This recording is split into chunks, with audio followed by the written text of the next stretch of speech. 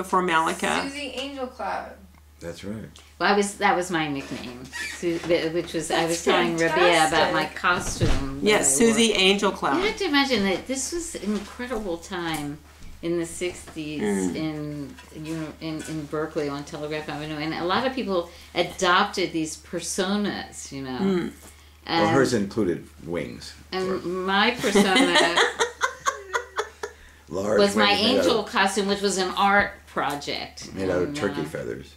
And I had these beautiful wings made out of turkey feathers, and I had a beautiful robe, which I had worked on for a long, long time. And she got on an airplane and went to Los Angeles in her wings. One time, yeah, I did. In those days, they would let you on. Now you could never go on with wings. Can you imagine getting through the security on it was, it was a very lightly booked flight or something. They just let me on. Yeah. Those were the days. Yeah, they were like, oh, you know, here's a real 60s person.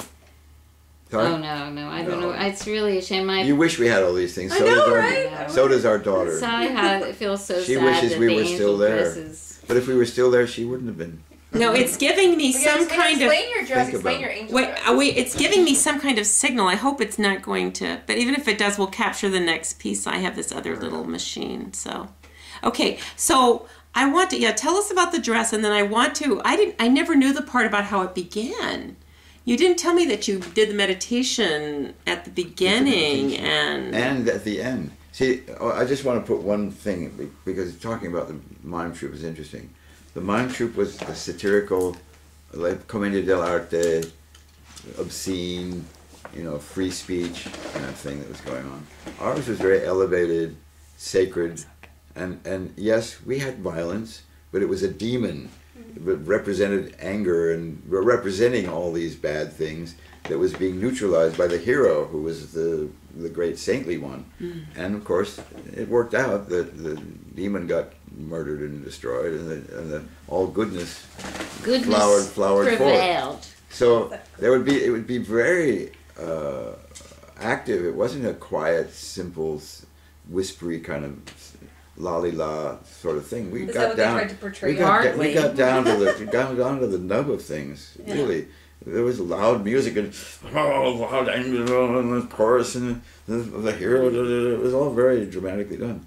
And then at the end, very ecstatic, and then very quiet. Yeah. And then we invited everyone to meditate. And the meditation lasted sometimes 15 or 20 minutes of total, absolute silence from the audience. So the thing was this amazing catharsis, and then silence, and then the audience could join in, and then we fed people. Tell them about the bread man. Well, the first few performances were based on a Tibetan ceremony, which takes place in temples, or did take place in temples in Tibet, where they actually, it was almost like the Eucharist. They made a man out of bread filled with vegetables and food, and the village would come, and the monks would do the ceremony, and then they'd tear apart the man. It was like a self being torn apart. The bread man. And they'd distribute the food inside and the bread. So that was sort of what we did for the first. They'd bring it out. It's a life size or bigger. No, than it was on a door. It was on a huge stretcher. A door. No, it was on a door. Right? Carried out on a door. And they carried it from the hilltops down into the women that were in the community. I don't think any of the guys did it, but the women baked bread in the shape of rib cages and a head and legs, arms and legs, and we made this man, and we carried that out at the end and tore it apart and threw it out to the audience. Yeah, with fruits and vegetables. Well, I don't remember. I think that was just bread. Right. We didn't fill it with anything. It would have been too messy. The Tibetans got messed up and they didn't care, but we didn't want to do that. So it was just bread. It was beautiful wheat bread, if I remember right, But then we had baskets full of apples, and we threw out apples. Yeah, and the puppet theater, the bread and puppet theater do that now after their performances. No, they always did that. They always give out bread at the end. No, that's part of it. That the bread and puppet theater was. I mean, it's not in the shape of a man, but. No, they actually make homemade bread and slice it and invite the audience up for bread and butter. Nice. At the end of a performance, but that was part of the ceremony. We stopped doing it. I think it was just taking too much time to make bread men every time. But well, yeah, you didn't do it at every performance. Right. But the first performances that we did in the theater, in the amphitheater. But that was so beautiful to do that at the end. It was people were in tears. People really. It really was one of those special things that you know, you had to do it, and then it was gone. It was a moment, and then it was over. And you could get an audience to yeah. meditate for 15. Of course, they got there by our theater piece, but they, you know, they would meditate for a good period of time. No one would laugh at it or joke about it. Of course, they were all stoned. You got to remember, they were totally stoned. People would drop acid and not come. Everybody was always. People would take peyote and that come to the thing. It was a given. People would later would say, "I think I saw it." Like if you remember, you weren't really there. No, I don't think that. That's a cliche. They were not sure whether they saw it or imagined the whole thing. Because it was the imagination. It was. I will freely admit that it was largely inspired by psychedelic experiences I had had. From just, I mean, the mystery of psychedelic experiences is the mystery of the '60s. That is really interesting is that for those of us who took these things, we suddenly saw that the material world was not what it was made up to be, and all the teaching that we had about it was basically false.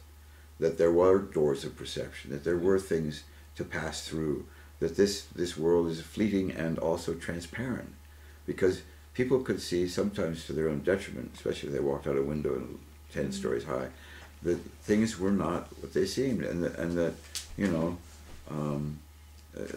walls would dissolve and there'd be these wonderful forests, you know, filled with unicorns and God knows what else, and this and that. So suddenly we were in a mythic world. So the theater company, the vision of the theater was basically to bring to life that world in which to work these things out. Mm-hmm. I've never said it that way, but that's really what happened. You know, that this is a valuable little film I want a copy. So, because that was really what happened. The tension of good and evil, the struggle of right and wrong, the struggle of darkness and light, that's how we saw it, darkness and light. Yes. It was almost a Zero Mazda or something, was what was going on. And the setting was such that it could do that, you know. You want me to move my leg? I better go check the noodles. Go check the noodles. I gotta check the noodles. While I burn my noodle out. We should leave pretty soon too, honey. Yeah, we have a place to go tonight to eat dinner. We're all going. With all the family. Where are we going? Is that the question? Back in time. Wait, before we close, Abdul Hai, a closing thought. A closing thought. Floating Lotus Opera Company. You said so many wonderful things. I want to thank you. A closing thought? Yeah, what would you say in closing? About the Floating Lotus Opera Magic Opera Company? What?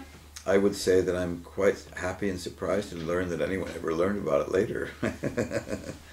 Anna here apparently knew about it. I didn't know that. And that it was studied in school. I'm surprised. At my university. I always am a little surprised because no one ever tells me about that. Actually, there's a, you know, the other aspect that's interesting is it wasn't my opera company. I mean, it was, in fact. I wrote the text, I directed it, but I didn't make it my thing. I said it was the Floating Lotus, and it was a communal thing. It sounds like it really was. I mean, and it was a communal thing. The people came together to make it. The people Absolutely came together to experience it. Right. And so there was a lot of that. So, you know, the Living Theater was a little more. It was similar, by the way, and they came all the way across America in 1960, whenever it was, 68 or 69, and met us. They were performing their pieces, but they were so out of date. It was like 10 years too late for them. Yeah. The revolution that they were hoping for was already happening in Berkeley. They performed at the Berkeley Community Theater a piece in which they take their clothes off up to for the men to their basically to their jock straps, and the women, I don't remember, I guess they could become totally naked, but the men couldn't because of equity laws, and they were all actors that belonged to equity. But the audience had no such contracts. They had no such contract, so they were all totally naked, men and women. So they were preaching nudity in not completely naked to an audience that was already naked. You wonder about that. This was Berkeley in what, in the 70s, or? This is when things were going on. They were saying, let's take the revolution out to the streets. This was in Paradise Now, their famous piece.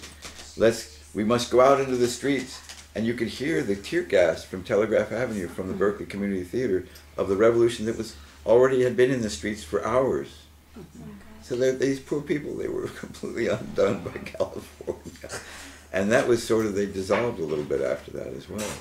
And they were a European group, basically. Anyway, they came to where we rehearsed. We had a night of playing instruments, and I played them the third opera, which we never performed.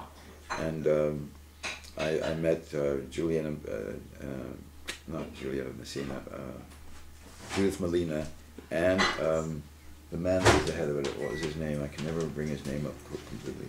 But anyway, so, I don't know, the Floating Lotus was what it was, and it's interesting, as I say, there's a YouTube bit on it called Hippies, what is it? Oh, Adventures in Hippie Land. Adventures in Hippie Land? Yeah, it's so stupid. Yeah, there was it's this kind of lame. Belgian man that came to us at some point to take a film of the opera company. Okay. And he got a lot of footage.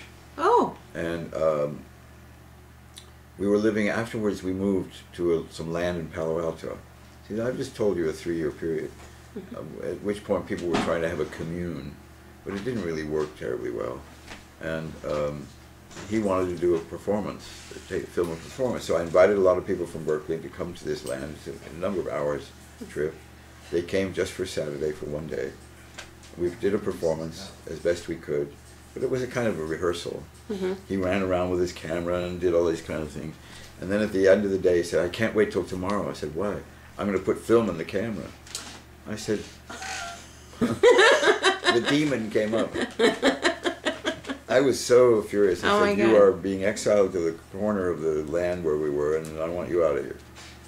But it turns out that he had all this footage, and he's put it all together in a kind of spliced way. Okay. And if you go to YouTube and look for Adventures in Hippie Land, you'll find this very bizarre kind of collage of various bits. So he was filming you that day? He filmed some things, but I mean, it's not really it doesn't give you a real idea of what we were doing in right. a serious way. But people are dancing around. We did a ceremony in this burning cone. It was an old logging camp that we had been given to stay in. And there was a burning cone that we used as our kind of temple. You know, it was a very awe-inspiring. It's a burning cone. You know what burning cones are? No. In the logging camp, they're kind of cone shaped. If you drive by a logging camp, you'll see it. They used to burn I guess it was the chips or whatever. And so it was all kind of rusted inside and everything. But it was this gorgeous, huge thing with some light filtering through the cracks. But anyway, so he took some film footage. So he filmed something that he expected to see, and not maybe the reality of what it was. Right. Yeah. So it's not really a good record at all, but it's okay. It's something. It's us. It's the people that were in it. I've got my long hair. You can see. We'll see that. Yeah. I'm currently looking at the picture of you as a demon. It's pretty impressive. Is that from the Wikipedia? On Wikipedia, yeah. It's pretty terrifying. Yeah, it's terrifying. That's why I say my parents were aghast. They weren't sure what to think. How far away is it? So that's the end of it there. That's one episode. That's one chapter. Wonderful. Oh, are you looking at the video? And then in 1970, are you looking it up already? Mm-hmm. The beauty of smartphones. Then in 1970, yeah, look at how technology is. Yeah, it's amazing. So in 1970, I became Muslim, and all of that was changed. I had 6 months or so after the theater company dissolved. Yeah. Of working in an attic room, in the house where Malika was also living, and working on my poetry and stuff. And then Abdul Ian Dallas visited us, and I said the Shahad and became Muslim, and gave away all my drugs. Never took another thing, and haven't since then. 1970. End of drugs.